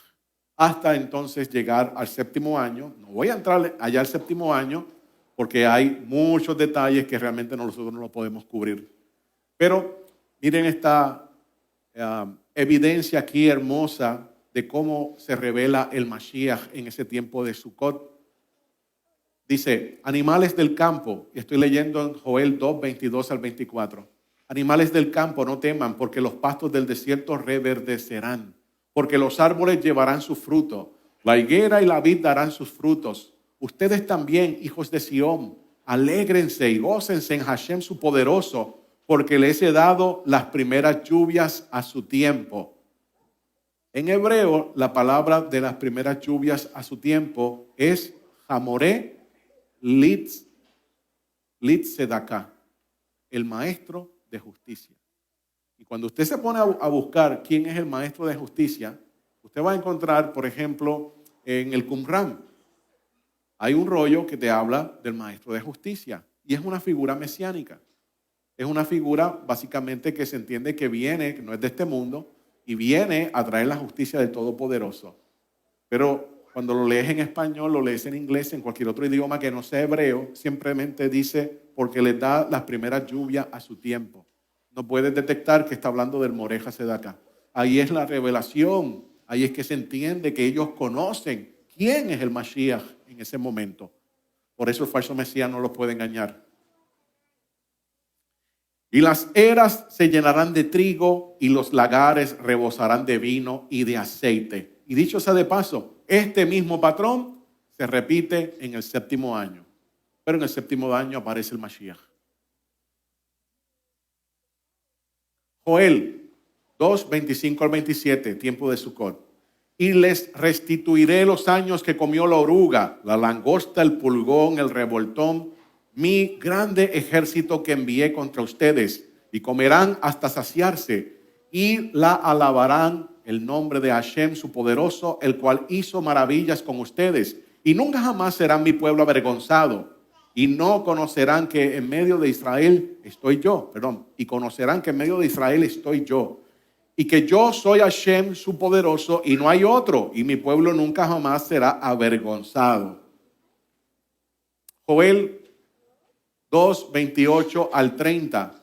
En el tiempo de Sucot también hay una revelación espiritual y está conectado con Yohanan capítulo 7, Juan 7. Dice Joel, y será que después de esto derramaré mi espíritu sobre toda carne y profetizarán sus hijos y sus hijas, sus viejos soñarán sueños y sus jóvenes verán visiones. Y aún también sobre los siervos y sobre las siervas derramaré mi espíritu en aquellos días y daré prodigios en el cielo y en la tierra, sangre y fuego y columnas de humos. El sol se tornará en tinieblas, la luna en sangre, antes que venga el día grande espantoso de Hashem. Y será que cualquiera que invocar el nombre de Hashem será salvo. Porque en el monte de Sión y en Jerusalén habrá salvación, como Hashem ha dicho, y en los que quedaren, a los cuales Hashem habrá llamado. Yohanan 7, presta atención ahora, en el tiempo de Sucot, en el tiempo de nuestro Santo Maestro Yeshua. 7:1. Después de estas cosas, andaba Yeshua en Galilea, pues no quería andar en Judea, porque los judíos... Usted nota que la palabra está escrita en diferente. Están en Judea, que es que no, ninguno son judíos. Pero usted nota el antisemitismo en estas versiones. Todos son judíos. Sí, que hay unas facciones más rígidas que otras. Porque los judíos procuraban matarle. Estaba cerca la fiesta de los judíos. Negativo. La fiesta no es de los judíos, la fiesta es de Hashem.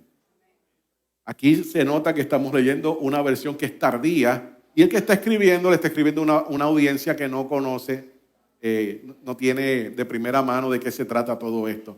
Estaba la fiesta de los judíos, la de Sucot, y le dijeron a sus hermanos, sal de aquí y vete a Judea para que también tus discípulos vean las obras que haces, porque ninguno que procura darse a conocer hace algo en secreto. Y si estas cosas haces, manifiéstate al mundo, porque ni aun sus hermanos creían en él. Entonces Yeshua les dijo, mi tiempo aún no ha llegado, mas vuestro tiempo siempre está presto. No puede el mundo aborreceros a vosotros, mas a mí me aborrece, porque yo testifico de él, que sus obras son malas. Subid vosotros a las fiestas. Yo no subo todavía a esas fiestas, porque mi tiempo aún no se ha cumplido. Y habiéndoles dicho esto, se quedó en Galilea. Aparentemente era todavía temprano, las fiestas estaban por empezar. Yeshua envía a sus estudiantes. Pero después de estos, que sus hermanos habían subido, entonces él también subió a la fiesta, no abiertamente, sino como en secreto. Y le buscaban los judíos en la fiesta y decían, ¿dónde está aquel? Y había gran murmullo acerca de él entre la multitud. Pues unos decían, es bueno, pero otros decían, no, sino que engaña al pueblo. Pero ninguno hablaba abiertamente de él por miedo a los judíos. Mas a la mitad de la fiesta subió Yeshua al templo y enseñaba. ¿Y qué enseñaba Yeshua? ¿En qué tiempo están? Vamos a pensar como judío de 2000 años atrás. Estamos en Sukkot. ¿Cuál es el tema de Sukkot? Lo estamos hablando. Joel, Ezequiel. Ese es el tema para esa época. Y ellos decían y se maravillaban, los judíos, diciendo, ¿cómo sabe este letras sin haber estudiado?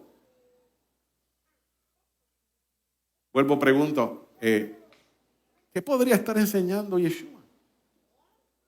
La porción semanal, lo que dicen los profetas, todas estas cosas. Es interesante que en el capítulo 7, versos 37 y 39, creo que se leyó esto también en estos días, en el último día, el gran día de Sukkot, Hoshana Rabbah, Yeshua se puso de pie y alzó la voz diciendo, si alguno tiene sed, venga a mí y beba. El que cree en mí, como dice la Tanaj, de su interior correrá ríos de agua viva.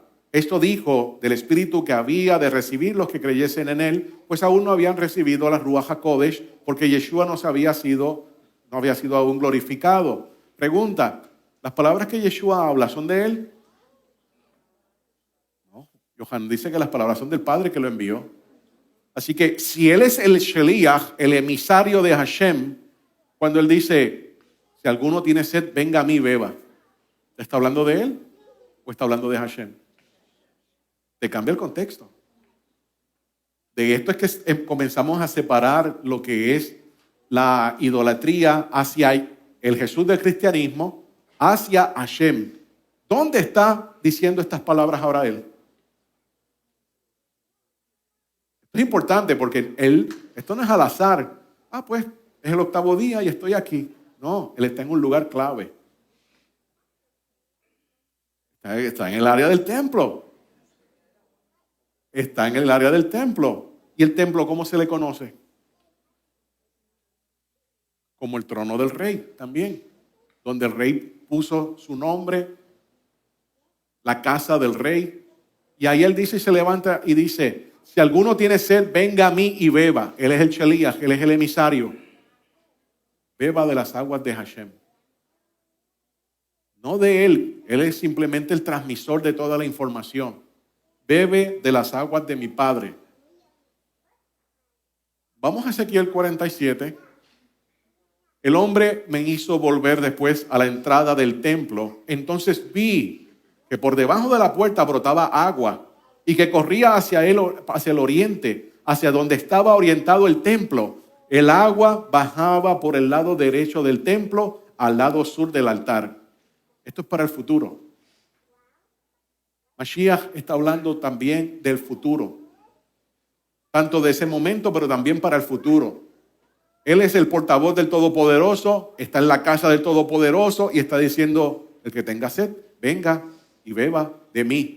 Pero como las palabras no son de él, son de Hashem, conéctalo con el templo y conéctalo con estas aguas que van a brotar en el futuro también en el templo.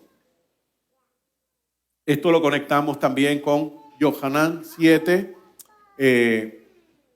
lo que estamos hablando, si alguno tiene sed, venga a mí y beba, con Joel 2, 8, 30, y será que después de esto derramaré mi espíritu sobre toda carne, pero también lo vamos a conectar con Apocalipsis 22, 1 al 2. Y me mostró un río limpio de aguas de vida, resplandeciente como cristal, que salía del trono de Elohim y del Cordero, en medio de la calle de la ciudad. Y a uno y a otro lado del río estaba el árbol de la vida, que produce 12 frutos, dando su fruto cada mes. Las hojas del árbol eran para la sanidad de las naciones. Que te dice también Miqueas 4, 1 al 2. Acontecerá, e Isaías también 2, 2 al 3. Acontecerá en los últimos días que el monte de la casa de Adonai será establecido como cabeza de los montes, y muchas naciones vendrán y dirán, venid, subamos al monte de Adonai, a la casa de Elohim de Jacob, y él nos enseñará sus caminos y andaremos por sus sendas, porque de Sión saldrá la Torá y de Jerusalén la palabra de Adonai. Así que saldrá la Torá de el monte Sión, del templo, saldrá también el río hacia las naciones, alegóricamente hablando ahora, pero todo esto es para sanidad todo esto para restauración. Y esto te cambia el contexto de las palabras de nuestro Santo Maestro Yeshua, si es que estamos pensando como un judío de 2000 años atrás. Porque, vuelvo y recalco, las palabras de nuestro Santo Maestro Mashiach no son de él, sino del Padre. Y el Padre le dijo las palabras exactas que él tenía que decir. Entonces, la Torá que sale de Jerusalén representa la sabiduría viva de Elohim, fluyendo desde el centro divino hacia el mundo. El Apocalipsis, en esa misma sabiduría y vida, se manifiesta en el árbol de la vida y el río de aguas vivas que sanan y restauran a todas las naciones. En otras palabras, todos estos textos hablan de un mismo propósito mesiánico. Hashem no quiere que ninguno de sus hijos pase por un tiempo difícil. ¿O acaso usted que tiene hijos quiere que a su hijo le acontezca algo que sea negativo? ¿Verdad que no? ¿Cuánto más Hashem? Pero, ¿cuál es la característica de Israel? Pueblo duro de servicio. Y dice en las instrucciones, haz esto, y nosotros ¿qué hacemos? Esto otro.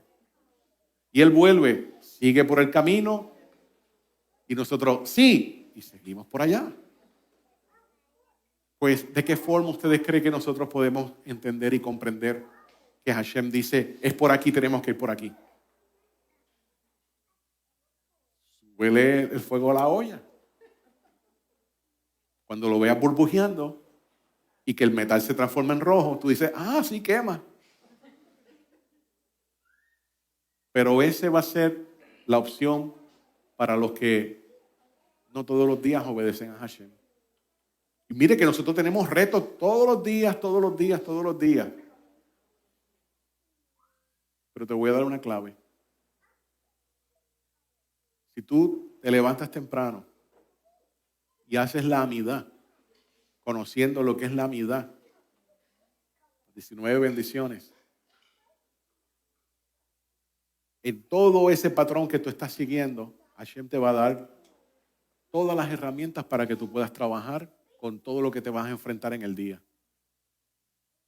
No te estoy diciendo que no te vas a librar de problemas, pero ahí te estás programando para trabajar con todas las situaciones del día, todas. No la hagas, no tienes la programación.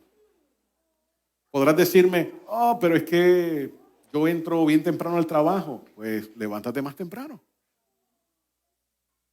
Duerme menos. Hazle caso a Hashem. Vivimos en medio de un grupo masivo de personas que viven en la comodidad, que no quieren pagar el precio de orar. Simplemente no quieren. Y le dan una migajita a Hashem. 5 minutos de oración, 10 minutos de oración. Ah, Hashem, tú sabes mi corazón. Hashem no funciona así. Él es un Elohim de pacto, de compromiso. ¿Quieres que te salga todo bien? Comprométete con Hashem. Entonces pasa tiempo con Hashem. De lo contrario, mi hermano, verás la olla hirviendo y vas a decir, quema. Pero ese no era el plan original para Hashem. Ese no era lo que él tenía para ti. Pero la indecisión, o como dice en los escritos del primer siglo, la tibieza, te lleva por otro camino. Pero no pienses, Hashem no trae nada malo a sus hijos. Él solamente quiere que tú sigas las instrucciones. Y como nosotros leímos todos los días en la liturgia, sí, el Sadik encuentra problemas, pero de él será librado. De él será librado. Tienes la programación, tienes las instrucciones. Hashem te está dejando saber desde muchos siglos antes. Mi gente, esto es lo que viene. Prepárate. Prepárate. Es como se te dice, 5 años en el futuro vas a correr en un maratón grande. No sé, un 20K. Y la persona dice, ok, 5 años, todavía tengo tiempo. Y no entrena. 4 años y no entrena. 3 años, se me está quedando el tiempo ya corto, déjame empezar a caminar. 2 años, voy a empezar a correr. 1 año, ¿crees que vas a hacer un 20K en 1 año? Sí, estoy haciendo dieta, estoy haciendo esto en 1 año. No tienes la estamina, no tienes la condición física, no lo vas a lograr. ¿Por qué? Porque esperaste al último año. Así que así está todo esto en la Tanaj. Hashem está diciendo, mira, en 5 años viene esto, prepárate. ¿No quieres estar ahí? Prepárate. ¿Quieres ser contado como los sadiquim o los justos? Prepárate. Niégate a ti mismo. Y sigue. No le hagas caso al corazón malo que está dentro de nosotros. Esa es la guerra todos los días. El corazón malo. Le hice yo la historia de el rabino y el gatito entrenados. Sí, dos me dijeron que sí. Sí, nuestra hermana Pina. ¿Le hice la historia? ¿No? Ok. Esto era un cura y se encuentra con un rabino. Eran amigos de años atrás. Hace tiempo que el rabino no veía al cura y el cura le dice, hice algo increíble. Y el rabino le dice, ¿qué hiciste? Tengo un gato, pero ya no es gato, se comporta como un hombre. Y el rabino lo mira y le dice, ¿en serio? Sí. ¿Quieres ver? Te invito a mi casa, vamos a comer. El cura mandó a todo cacherizar y llegó el rabino a comer. Y allí estaba el gatito sentado en la mesa con un lacito como una persona así. Sentadito, comportándose.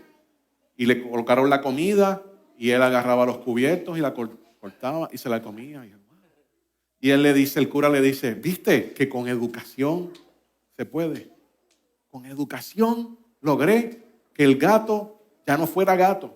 Y el rabino, wow. Se despidieron y el rabino le dice, ¿me invitas de nuevo a cenar? Claro, ven la semana que viene. Semana que viene, llegó el rabino, entró a la mesa, allí estaba el gatito, otro lacito de otro color. Están comiendo y el cura le dice, gato, educación. Esa es la clave. Y el rabino se mete la mano en el bolsillo, el rabino, saca una pequeña cajita, la abre y deja escapar un ratón. Y el ratón va por encima de la mesa y cuando el gato lo ve, brinca encima de la mesa y hace estrago con toda la mesa. Y el rabino mira al cura y le dice, sin un cambio de corazón, sigue siendo el mismo gato. El corazón solamente lo cambia Hashem. Y el corazón se trabaja todos los días con Hashem. No solamente llegar a Shabbat, todos los días, todos los días. Así que pídale a Hashem. Hashem le está hablando. Hashem le está hablando a todos nosotros aquí y a los que están escuchándonos en las cámaras. Niéguese a sí mismo. Siga los pasos de nuestro Rabí Yeshua. Piense cómo sería nuestro Santo Maestro Yeshua. ¿Cómo sería aquel rabino del primer siglo? Bien ortodoxo, entendiendo lo que era en aquel tiempo la ortodoxia, no de este tiempo. Eso es ser seguidor del Mashiach. Así que Hashem hace un cambio, pero necesita un compromiso. Hermano, esta es la historia de el Shabbat de Sukkot Hol HaMoed. Yo espero que no se quede simplemente en palabras. Y yo sé que ustedes, esta congregación se destaca porque ustedes escuchan, aprenden, aplican. Y esto es lo que me gusta de aquí, que aplican. No mire a los lados, no mire a otros lugares, usted trabaje aquí. Amén. Todavía Shabbat Shalom. Gracias, More, por esta enseñanza. Y creo que debemos de estar atentos a todo lo que las fiestas nos enseñan y las claves que hay para nosotros podamos entender mejor lo que es la Torah y lo que son los profetas y los escritos. Esta enseñanza de verdad que abre los ojos y nos hace estar alertas.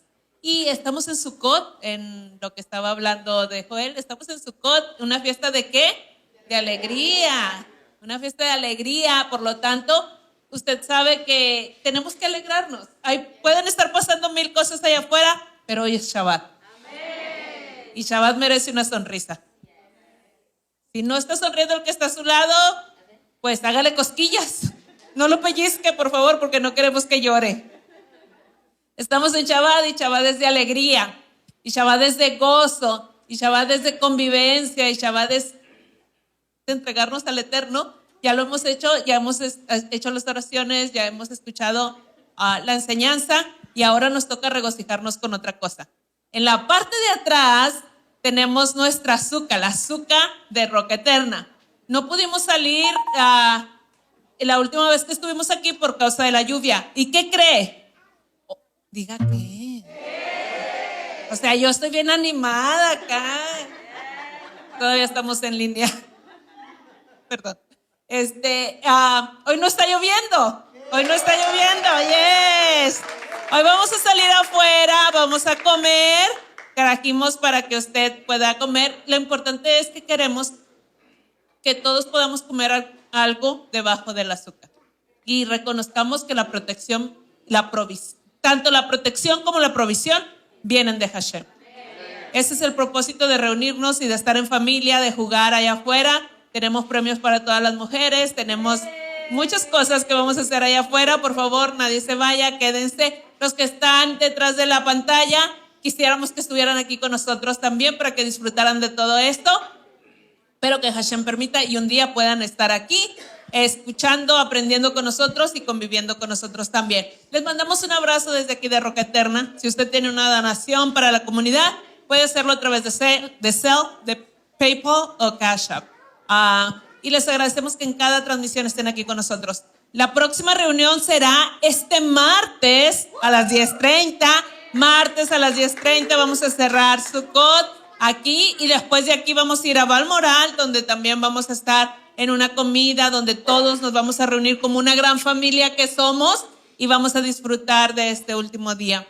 Así es que el martes los esperamos aquí. ¿A qué horas? A las 10:30. Si llega a las 10, llegue a las 10. Llegue a las 10 para todos empezar en punto a las 10:30. Y después de aquí vamos a Balmoral, que está a 3-5 minutos de aquí, a terminar con lo que es la festividad. Así es que nadie se vaya. Gracias a los que están detrás de la pantalla. Nos despedimos de ustedes. Un abrazo. Les amamos mucho. Gracias por ser parte de la Congregación Roca Eterna.